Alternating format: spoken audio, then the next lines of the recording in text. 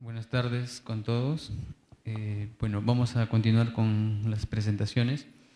Bueno, a mi cargo está lo que respecta al tema de diabetes y gestación, trastornos neurológicos. Vamos a ver algunos de los más importantes o de repente los que están más relacionados o probablemente lleguen a emergencias, ¿no? Y algunos problemas dermatológicos en general. Bueno, esta primera parte nosotros la hemos denominado como diabetes y gestación. Nos habían encargado hablar sobre diabetes gestacional, que era el tema propio del área de obstetricia. Sin embargo, como vamos a ver al final de esta presentación, la diabetes gestacional son muy pocas o casi escasas las emergencias o las condiciones agudas como tal, ¿no? Probablemente el efecto es un poco más crónico y de repente hasta cierta forma no tan agudo como una emergencia típica que podría ser en otra situación. Entonces empezamos diciendo que la diabetes mellitus pues, es una enfermedad del metabolismo de los hidratos de carbono, pues, caracterizada por un déficit absoluto relativo de insulina que resulta en una hiperglucemia, ¿no? Ese es el resumen de cómo se define la diabetes. En torno a una paciente mujer gestante, pues hay dos condiciones, ¿no?, en el embarazo. Que esta paciente ya tenga una diabetes pregestacional, es decir, antes de que haya salido embarazada, la paciente ya tenía el diagnóstico de gestación y puede estar recibiendo algún tratamiento, puede ser vía oral o de repente ya en terapia insulínica, así como también el tiempo que puede tener de diagnóstico de diabetes y los efectos que haya podido tener en sus diversos órganos. Eso es importante, ¿no? A esta situación pues se conoce como diabetes pregestacional, que puede ser una diabetes tipo 1 o una diabetes tipo 2. Y el otro grupo de las pacientes en gestación son las pacientes que no tienen el diagnóstico previo de diabetes y que durante la gestación se les hace el diagnóstico, ¿no?, con los criterios que vamos a ver más adelante. Pues esta categoría, diabetes gestacional, como les repetía, generalmente no hay situaciones, o la mayoría de situaciones no son agudas, no requieren una condición de emergencia o urgencia. Bueno, entonces la diabetes gestacional igual se refiere también a la intolerancia a la glucosa que empieza o que se detecta por primera vez durante el embarazo. En cuanto a la epidemiología es muy variable, ¿no? Hay poblaciones que pueden presentar una frecuencia de 1% de sus gestaciones, del total de gestaciones, hasta un 14%. Depende mucho de la raza, de la dieta, incluso desde la ubicación geográfica, así como también de los métodos que se utiliza para llegar al diagnóstico de diabetes gestacional.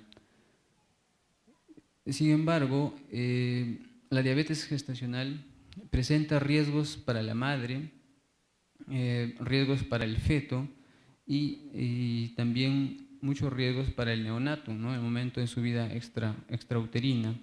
En la madre se asocia o está relacionado, muy vinculado con lo que el desarrollo de preeclampsia, aumentan las tasas de parto por cesárea y probablemente un efecto crónico de diabetes gestacional es su asociación con el desarrollo de la diabetes mellitus tipo 2 para la madre, así como también para el feto, ¿no?, el producto de esta madre que desarrolló diabetes gestacional en este embarazo.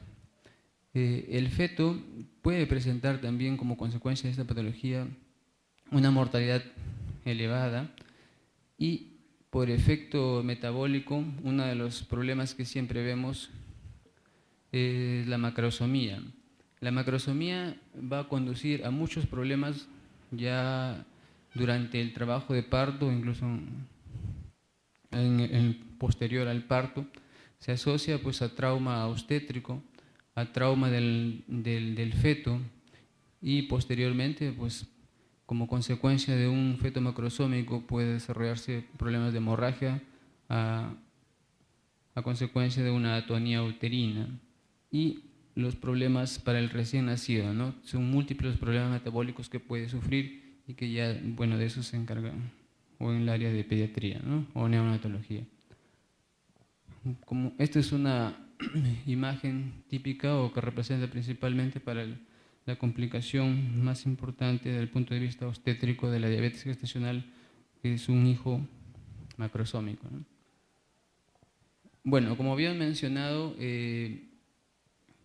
los criterios diagnósticos han ido cambiando con el tiempo y pues esto con la idea de repente de mejorar o de tratar de abarcar a todos los casos en esta categoría de diabetes gestacional y darles tratamiento u orientación de tal forma de evitar las consecuencias de esta patología. Y es así que se ha ido bajando, conforme pasan los años, vemos ahí los datos, han ido bajándose los valores de los niveles de glicemia para considerarlo o hacer el diagnóstico de esta patología.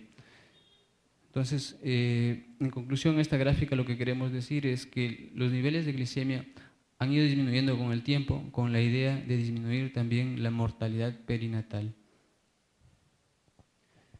La diabetes gestacional, desde la parte fisiopatológica, está relacionada con tres eventos principalmente, ¿no? Un aumento de la resistencia periférica a la insulina. A nivel de las células, pues la glucosa no puede ingresar al nivel celular y la glucosa empieza a circular en niveles elevados.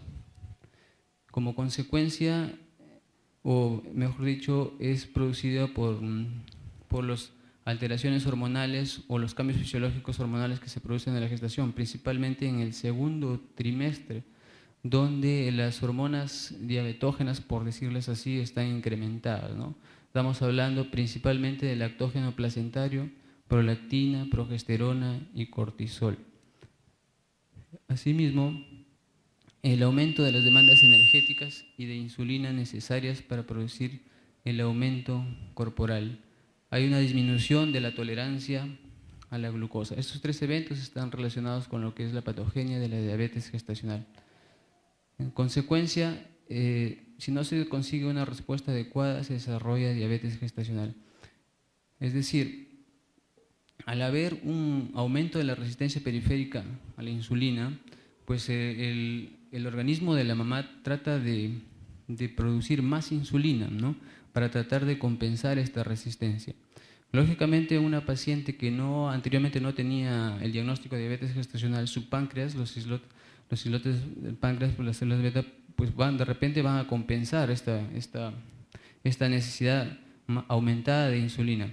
Por eso es que si tiene una buena reserva de insulina, probablemente no llegue a desencadenarse eventos agudos como una cetoacidosis que podría de repente evidenciarse en pacientes que ya su reserva pancreática está disminuida, ¿no? Entonces, las implicaciones de la diabetes gestacional en general, podemos decir que no hay complicaciones maternas agudas puesto que existe una buena reserva insular pancreática. Por otro lado, la diabetes gestacional como tal está un poco alejado de lo que es la parte de la embriopatía, podría decirse así, o sea, patologías a nivel o en la etapa de embrión, ya que los niveles de glicemia incrementados en esta patología generalmente se producen a partir del segundo trimestre, que es donde hay el incremento del lactógeno placentario principalmente, y para esa etapa pues el feto ya está desarrollado, solamente está en la etapa de ganar peso, ¿no? Bueno, la madre al desarrollar la diabetes gestacional, pues los niveles de glucosa están incrementados. Estos niveles de glucosa incrementados sí van a llegar al feto. El feto va a vivir en un estado de hiperglicemia también. Al haber hiperglicemia en el feto, pues el feto responde produciéndose una respuesta de hiperinsulinemia, o sea, pero por parte del feto. Ahora, la insulina, como sabemos, pues es un factor de crecimiento. como tal, va a comenzar a producir los cambios metabólicos en el feto, y uno de los efectos principales es pues el aumento de peso, y el feto va a comenzar a crecer por encima del percentil 90, y al momento de nacer puede ser un feto grande para la edad gestacional o de repente ya macrosómico. Y la macrosomía, como explicamos, es lo que produce la mayoría de complicaciones, pero ya complicaciones obstétricas, ¿no? Este es un esquema también para ver cómo todas las consecuencias desde el punto de vista obstétrico que produce la diabetes gestacional, tanto en el feto como en la madre. Bueno, para mencionarlas, en el feto o en la gestación podemos encontrar polidramnios, la macrosomía que mencionamos, la disminución de la madurez pulmonar y sus efectos como parto prematuro, puede haber distocias, problemas de distrés respiratorio para el feto o para el recién nacido, ¿no? Ahora, vamos al punto del diagnóstico de la diabetes gestacional. Bueno, en general se mencionan dos puntos en lo que respecta a esta área, ¿no? Lo que es el cribaje o screening, donde todos hemos escuchado del test de Sullivan, en el cual se hace pues una prueba como descarte o despistaje con 50 gramos de glucosa y se va a hacer una glicemia por encima de 140. Si es el resultado, pues se considera como sospechoso y pasaría a realizarse el diagnóstico o la prueba diagnóstica definitiva con la prueba de tolerancia oral a la glucosa, en la cual se le da pues de 100 gramos o 75 gramos según los criterios de acuerdo a las instituciones que se emplean, y las glicemias seriadas para poder catalogarlas como tal. Bueno, en la consulta para hacer el diagnóstico de diabetes gestacional, como estaba mencionando, pues un poquito alejado de la parte de emergencia, hay dos formas de hacer el diagnóstico, ¿no? Uno, en dos pasos, por decirlo así. Inicialmente, de repente, hacer el test de Sullivan a todos los pacientes y posteriormente la prueba definitiva, que es la prueba de tolerancia oral a la glucosa, o como propone la OMS, en hacer el diagnóstico en un solo paso, ¿no? Administrarle a la paciente 75 gramos de glucosa en hidra y medir a la hora la glicemia. Si es mayor a 140, ya la cataloga como tal, como diabetes gestacional. Pero últimamente, como había mencionado al inicio, están cambiando los valores y los criterios para hacer el diagnóstico, ¿no? Con la idea de quizás abarcar a un mayor número de pacientes con este probable diagnóstico, y una vez hecho el diagnóstico, pues tratar de evitar que lleguen a las complicaciones posteriores. Es así que este grupo de estudio para la diabetes en el embarazo propone nuevos criterios, ¿no? Y una nueva forma de hacer el diagnóstico en base a un estudio grande que implica más o menos 25.000 gestantes, y con los cuales ellos demuestran que con estos niveles, con estos valores de glicemia, pues se puede hacer el diagnóstico ya de diabetes gestacional, y que en cierta forma sería más eficiente para poder dar tratamiento u orientación y así evitar las complicaciones. Bueno, esta prueba consiste en administrarle solamente 75 gramos de glucosa en hidra y realizar 3 tomas de glicemia, uno en ayunas, donde el valor anormal sería si es que sale más de 92, una glicemia a la hora, donde el valor anormal es cuando está sobre 180, y una glicemia a las 2 horas, donde el valor sea mayor a 153. Ellos hacen, para hacer el diagnóstico, basta que uno de estos valores esté en estas categorías para poder catalogarla como tal a la paciente, ¿no? Como diabetes gestacional. Bueno, en general, como vemos, prácticamente esta patología se ve más que todo en el consultorio, ¿no? Sin embargo, cuando también llegamos al área de emergencia, pues a veces recibimos muchas referencias, ¿no? De periferia o de otros personales, de otro personal médico o no médico, en los cuales hacen la referencia de la paciente con con un solo valor de glicemia. Lo encuentran por encima de 92 o 95 en algunos casos según el criterio y ya la catalogan como una emergencia y llega al servicio de emergencia. Pues en realidad no debería ser así todavía, ¿no? Lo que se recomienda es que si encontramos un valor elevado en una paciente, en ayunas, en una gestante, debería repetirse la prueba, al menos dentro de los 7 días siguientes. Si es que en esas dos pruebas sigue saliendo alterada, ya probablemente esta paciente requiera hacerse o el test de Sullivan o directo la prueba de tolerancia a la glucosa, si es que, por ejemplo, esta paciente tiene factores de riesgo, ¿no? Como una edad mayor de 35 años, o el antecedente de hijos macrosómicos, o el antecedente familiar de diabetes, pues probablemente tenga más criterios para hacerle directamente la prueba de tolerancia oral a la glucosa. Entonces, una vez hecho el diagnóstico, el siguiente paso es hacer el tratamiento. El tratamiento se consideran ciertos objetivos obstétricos y ciertos objetivos metabólicos que hay que alcanzar. Los objetivos obstétricos están sobre todo hacer un buen control metabólico para que haya una disminución de la macrosomía fetal, lograr que el embarazo llegue a término, evitar el traumatismo obstétrico y disminuir las complicaciones metabólicas del recién nacido, ¿no? En cuanto a los objetivos metabólicos durante la gestación, pues lo ideal sería que la paciente en sus controles de glicemia esté con valores entre 70 y 90 y en los casos de una glicemia postprandial a las 2 horas esté entre 90 y 120, ¿no? Evitar las cetonurias negativas, las glucosurias negativas.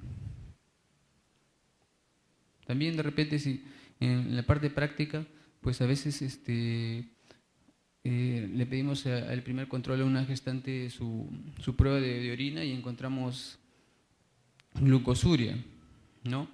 ¿Qué hacemos en ese caso? Bueno, en realidad la glucosuria en ese momento no es muy orientativa, por decirlo así, no da mucha idea. Lo que sí siempre se debe pedirse pues son las glicemias en ayunas como primer punto o primera referencia para hacer el seguimiento de la paciente, ¿no? Bueno, el tratamiento de la diabetes gestacional en un inicio es con la dieta. En general se dice que debe ser una dieta normocalórica. Hay algunos guías que mencionan que la dieta está en función al índice de masa corporal de la gestante. En promedio, si es una paciente con un índice de masa corporal normal, entre 20 y 25 de repente, pues se recomienda que sea más o menos 2.500 kilocalorías al día. Y si está con un índice de masa corporal por encima de 30, o sea, con obesidad pregestacional, pues el índice de su dieta, los niveles de kilocalorías debería estar alrededor de los 1.500. Pero la mayoría de guías menciona que debe ser una dieta normocalórica, no restrictiva y adaptada de acuerdo a las necesidades nutricionales y al estilo de vida de cada mujer. También menciona que debe tener más o menos un 15 a 20% de la dieta debe ser a base de proteínas, un 30% de grasas monoinsaturadas y un 50-55% de carbohidratos de absorción lenta. Sí recomiendan que la dieta sea repartida por lo menos en unas 6 tomas diarias, ¿no? El otro pilar del tratamiento es el ejercicio físico. El ejercicio físico va a aumentar el consumo de glucosa y mejora la sensibilidad a la insulina. Se recomienda para una gestante un ejercicio aeróbico, principalmente, pues, o algo sencillo es indicar a la paciente que haga deambulación o paseos, ¿no?, que duren alrededor de 1 hora. En caso de que la paciente, por ejemplo, tenga alguna contraindicación para realizar la deambulación, pues se le pide que de repente haga movimientos o actividades con las extremidades superiores, y en cierta forma trataría de cumplir esta indicación, ¿no?, como parte del tratamiento. Entonces, supongamos que a emergencia nos llega una referencia así, ¿no?, con un valor, nos ponen de 105 de glucosa. Llega por emergencia la paciente. ¿Qué es lo que hacemos? Hay que repetirle, ¿no?, darle indicación de que tiene que repetirse la glicemia en ayunas. Muy bien, si de repente sigue saliendo un poquito incrementada, el siguiente paso es iniciar con la dieta y con el ejercicio, la actividad física. ¿Cuánto tiempo para esperar una respuesta?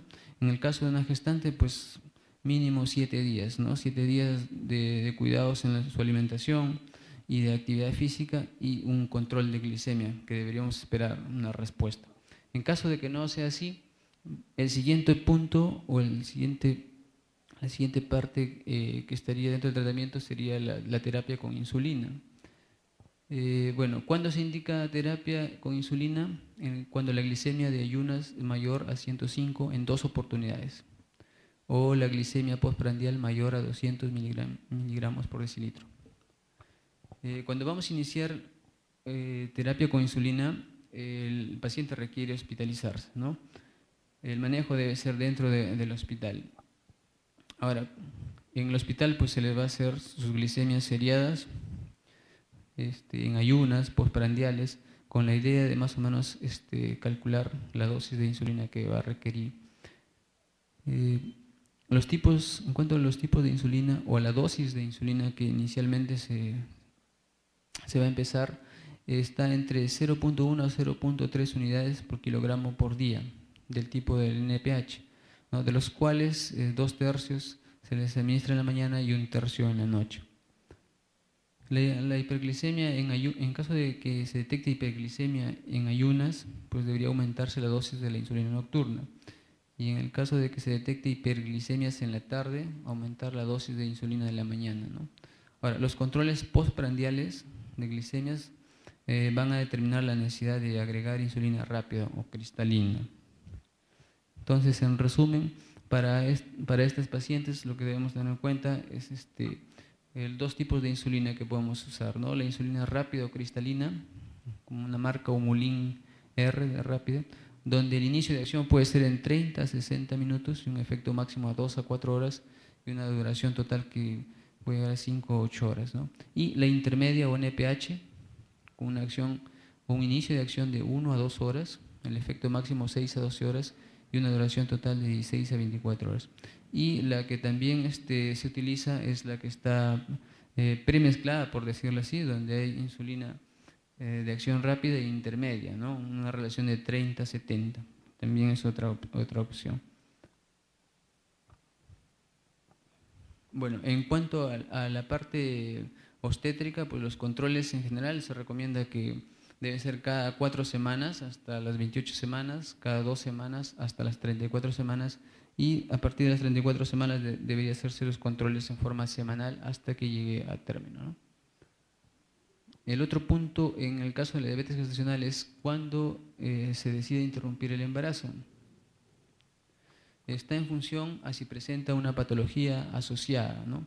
En el caso de que la paciente tenga el diagnóstico de diabetes gestacional y no presenta una patología asociada, o sea, ha ido con un buen control, ha respondido de repente a dieta, actividad física o incluso de insulina, y no ha presentado complicaciones, pues debería alcanzar el término, ¿no? Debería terminarse a las 40 semanas.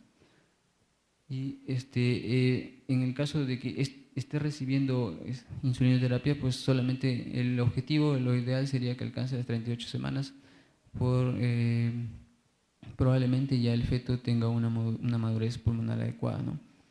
En el caso de una diabetes gestacional con patología asociada, la interrupción está en función a la madurez pulmonar y según el riesgo para la paciente.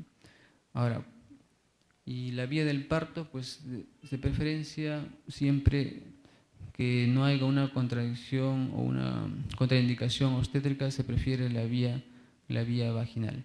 La cesárea electiva es una indicación en los casos en los cuales obstétricamente se detecta pues, que se trata de un feto macrosómico o que de repente pues, tenga mucho riesgo de un traumatismo, ¿no? Tanto para el feto como para la madre en el momento de un parto vaginal. Bueno, en el otro grupo que habíamos mencionado al inicio, las pacientes que ya tienen diabetes mellitus y se embarazan, pues ellas probablemente, como ya han estado con la enfermedad mucho tiempo, pues su reserva de insulina ha disminuido, ellas están probablemente más expuestas a una emergencia, ¿no? de esta patología. La emergencia en esta patología pues, es que haga una cetoacidosis diabética, ¿no? La cetoacidosis diabética lo podemos definir en cuanto a los valores de laboratorio, o nos podemos ayudar con los valores de laboratorio para ser objetivos al encontrar pues, presencia de cuerpos cetónicos o cetonemia, ¿no? Y por efecto pues, de un metabolismo de los ácidos grasos, ¿no? Al no poder usar la glucosa en las células, al no poder ingresar la glucosa en las células. Entonces el organismo trata de obtener energía, pero a un catabolismo en base a un catabolismo de los lípidos. Este catabolismo de los lípidos pues, va a producir los cuerpos cetónicos, y estos cuerpos cetónicos van a trastornar el pH sanguíneo y producir a la acidosis, ¿no? Entonces, el tratamiento de la cetoacidosis diabética sí implica pues un ingreso a una unidad de cuidados especiales, ¿no? Con una monitorización fetal continua. En estos casos pues hay un déficit marcado de volumen, y pues hay que corregir este déficit. Hay también trastornos hidroelectrolíticos, y la hiperglicemia también tiene que ser corregida, y en algunos casos pues pueden desarrollar una infección, ¿no? Como consecuencia de esta alteración. Bueno, algunas recomendaciones prácticas para una paciente que ha llegado a este estado de una cetoacidosis diabética, pues la instalación de 2 vías endovenosas. Una vía es para la administración de infusión de insulina que lo va a requerir, y la otra pues es para la administración de fluidos, para reponer el déficit que tiene. Entonces, se dice que hay un déficit de por lo menos de 3 a 5 litros, y que la reposición debe ser de inmediato y en forma rápida, ¿no? Por ejemplo, dice que en 1 hora se puede administrar de 1 a 2 litros de solución de suero salino, ¿no? Solución salina. Y luego continuar la infusión de 300 a 500 mililitros hora. Requieren terapia insulínica estos pacientes, y la insulina está en infusión, ¿no? Un promedio más o menos se le infunde de 10 unidades por hora. Ahora, acá es importante la monitorización de la glicemia. Normalmente lo que se quiere conseguir con esta infusión de insulina es que los niveles de glicemia estén por debajo de 250. Una vez que el paciente ya tiene glicemia por debajo de 250, requiere administración de glucosa, ¿no? Y también ajustar la dosis de insulina. Al recibir terapia con insulina, pues también va a perder potasio y va a requerir que se administre potasio, así como también hay que tratar de corregir el pH, ¿no? La administración de bicarbonato generalmente se da cuando ya el pH es menor a 7.1, ¿no? Bueno, esta es la primera parte que corresponde a lo que es diabetes gestacional. ¿Es que hay alguna pregunta?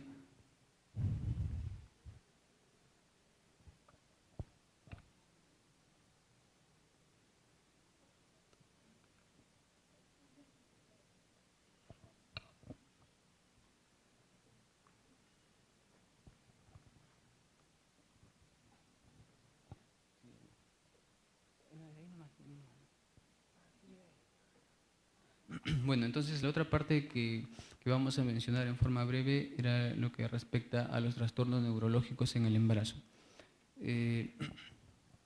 Bueno, a la cabeza de los trastornos neurológicos en el embarazo pues está lo que es la eclampsia, ¿no?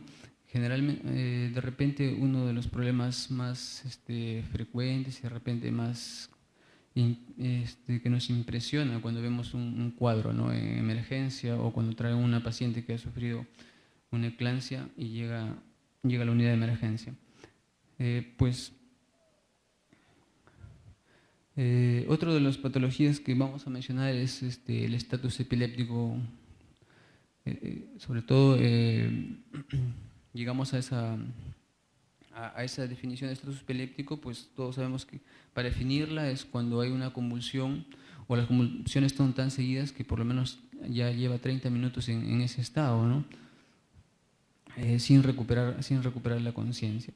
Bueno, el manejo en el caso de la gestante es prácticamente el mismo que para un estatus epiléptico en forma general, ¿no? En primer lugar, pues hay que tratar de aplicar las medidas de resucitación, donde está o tiene que ver lo que es asegurar la vía aérea, sobre todo, ¿no? Bueno, está la etapa de lo que es el examen que se le tiene que hacer a la paciente. Probablemente si la paciente viene con un familiar y el familiar nos dice que sufre de epilepsia, o de repente ha llegado a ese estado por la administración o el consumo de algún medicamento o algún tóxico, pues probablemente nos oriente al diagnóstico como tal, ¿no? Bueno, cuando se llega ya al diagnóstico de un estatus epiléptico, pues como terapia inicial se le debe administrar tiamina, ¿no? Unos 100 miligramos de tiamina, así como una solución glucosada, altas concentraciones, ¿no? Al 50%. Y las convulsiones pues se van a manejar con diazepam, ¿no? En un inicio se pone una ampolla de 10 miligramos, debe pasar alrededor de 2 minutos, y las convulsiones probablemente persistan, ¿no?, en este estado. Van a necesitar más diazepam y se le va a administrar a 2 miligramos minuto hasta que cesen las convulsiones. Y el medicamento que va a requerir pues es la fenilidantoína, ¿no?, una dosis de 50 miligramos minuto inicialmente, una dosis de carga para poder controlar y un efecto posterior de este estado, ¿no? Ahora, lo que estamos mencionando propiamente de la parte obstétrica, la eclampsia, ¿no?, que es una complicación de la preeclampsia. Se presentan alrededor de 1 a 80 pacientes que tengan una preeclampsia. Es más frecuente la eclampsia antes del parto, o sea, llega la paciente de emergencia con plena gestación, ¿no? Durante el parto también puede haber un 20% y un 30% puede presentarse en el puerperio. Bueno, como fisiopatología hay un vasoespasmo generalizado, ¿no?, que lleva a una alteración morfológica y funcional de las células endoteliales y van a generar hipoxia y pequeñas hemorragias pericerebrales, las cuales son las causantes de la eclampsia, o sea, las convulsiones. Ahora, lo bueno, por decir así, de este estado es que va a recuperarse, ¿no? Inicialmente, pues, la mayoría de pacientes presentan solamente un edema que se evidencia en los exámenes, por ejemplo, una tomografía, y lo cual explicaría en cierta forma la evolución clínica de una eclampsia, ¿no? La paciente aparentemente está muy mal, su estado general es muy malo, pero conforme transcurren los minutos, la paciente recupera nuevamente el estado de conciencia, ¿no? Está un poco somnolienta, pero se nota su aspecto general que está recuperándose, ¿no? A diferencia de otros cuadros que en cierta forma nos permitirían hacer un diagnóstico diferencial de la eclampsia. Bueno, en la parte clínica, pues en la eclampsia hay una fase de pródromos, ¿no? Lo que siempre preguntamos en emergencia a una paciente que llega, guarda reposo de 5 a 10 minutos, le tomamos la presión y le encontramos una presión de 150 con 100. Le preguntamos por los pródromos, porque lo primero que estamos pensando es que se va a venir una eclampsia. Entonces la paciente en esta etapa puede referir cefalea, ¿no? Una cefalea intensa, las fotopsias, los tinnitus, el dolor en epigastrio, ¿no? La epigastralgia. Esa es la etapa de los pródromos. Posteriormente, pues, si hace eclampsia, aparece la fase de una contracción tónica, ¿no? Donde puede durar unos 30 segundos y puede haber una cianosis, ¿no? Por esta misma contracción tónica generalizada. Y aparece la fase clónica, donde ya son evidentes las convulsiones y posteriormente un estado de coma en caso de que sea muy serio, ¿no? Bueno, el tratamiento, o sea, es una paciente que está convulsionando, el tratamiento en ese momento son las benzodiazepinas, ¿no? Por eso se le administra diazepam, casi como un estatus epiléptico. Sin embargo, es importante pues, identificar la fase de pródromos y evitar que llegue a la eclampsia, ¿no? Si se identifican los síntomas de pródromos, pues el tratamiento para prevenir las convulsiones que se utiliza en todos los hospitales y está en las claves de emergencia, en las claves azul, pues es el sulfato de magnesio, ¿no?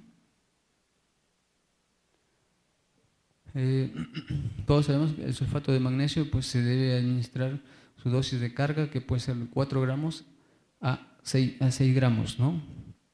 Y posteriormente pues una dosis de mantenimiento que puede ir de 1 gramo a 2 gramos endovenoso por hora. Ahora, el otro diagnóstico o otra patología que está dentro de los trastornos neurológicos en la gestación y que es importante siempre tenerla presente es la hemorragia subaracnoidea, ¿no? Y representa más o menos un 10% de las muertes en el embarazo y el parto. Bueno, la etiología es principalmente una rotura de aneurismas saculados o de malformaciones arteriovenosas.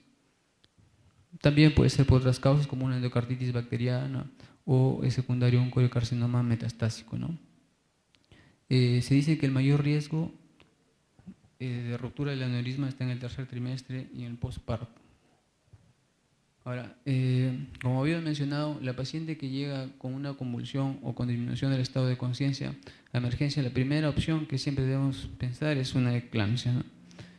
Pero tenemos que considerar también esta patología, una hemorragia subaracnoidea.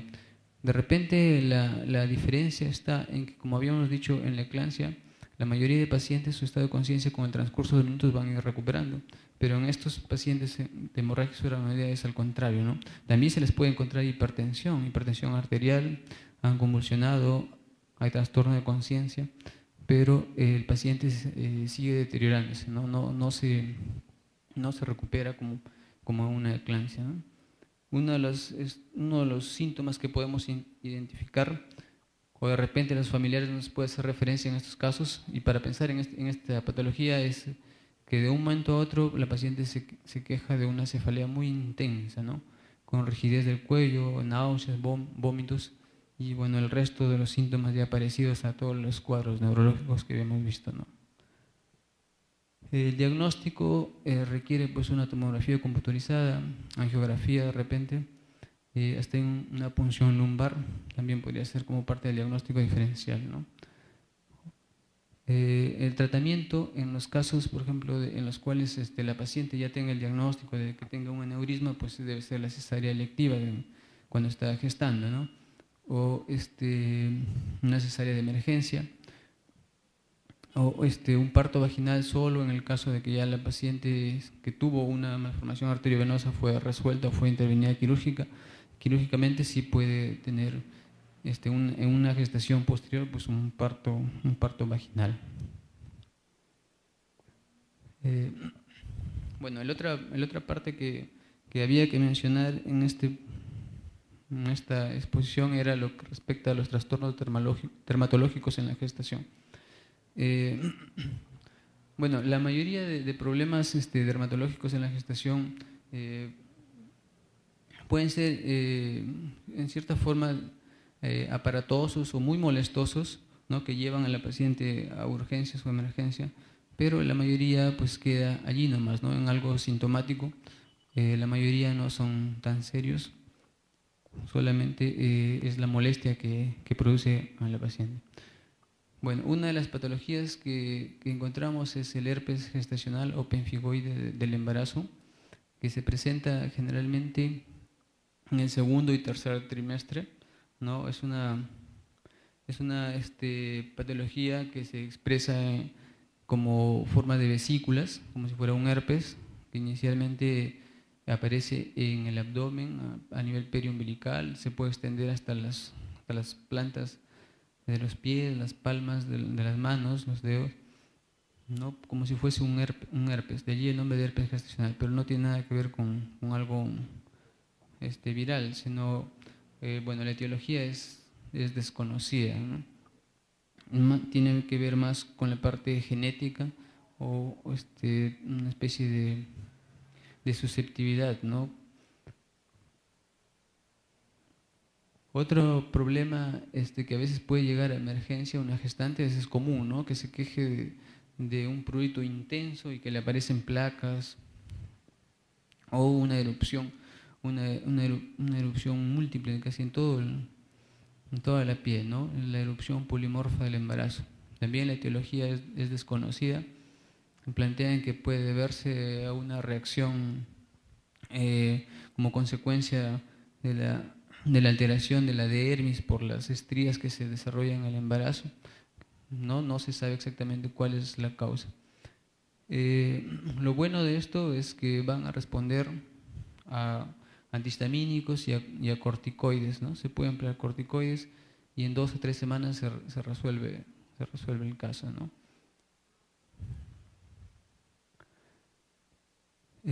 Otra patología es el prurigo gestacional, en la cual el paciente pues, se acude a emergencia refiriendo bastante prurito, pero un prurito que no guarda mucha relación, ¿no? Ella refiere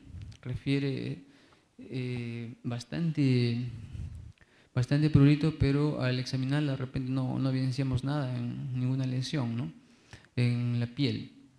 Es una de las características y se resuelve también igual con corticoides tópicos o vía oral o con antihistamínicos, ¿no?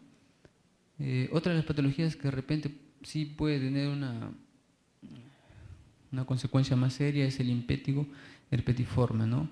Denominada también una forma de psoriasis pustulosa, básicamente porque puede desarrollar pústulas y las pústulas pueden implicar un proceso infeccioso que puede conducir a la sepsis, ¿no? Esa sería una de las patologías de repente que se puede convertir en algo más aparatoso, ¿no? Después el resto de trastornos dermatológicos probablemente pues se dan simplemente con el manejo de antihistamínicos y corticoides, ¿no? Bueno, esa era la presentación que hemos traído. Gracias.